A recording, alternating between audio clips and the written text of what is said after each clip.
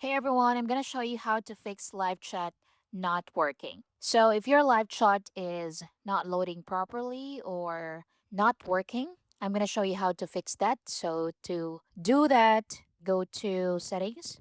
Now once you're on settings, scroll down and go to general. Now what you need to do is to click on iPhone storage. Now in here, look for LiveChat, or you can click the search bar and search for LiveChat. Tap on it. Tap on Offload app.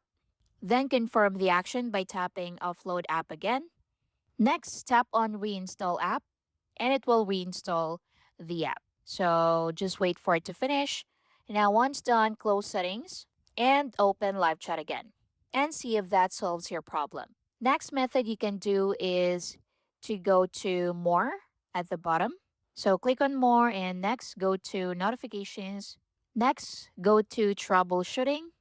Next, tap on Run Tests and it will troubleshoot device settings, token registration. So down here, you have also live chat support and troubleshooting guide. So if you need more help, just click on troubleshooting guide. And that's basically it. And see if that solves your problem. Thank you for watching. I'll see you in the next one.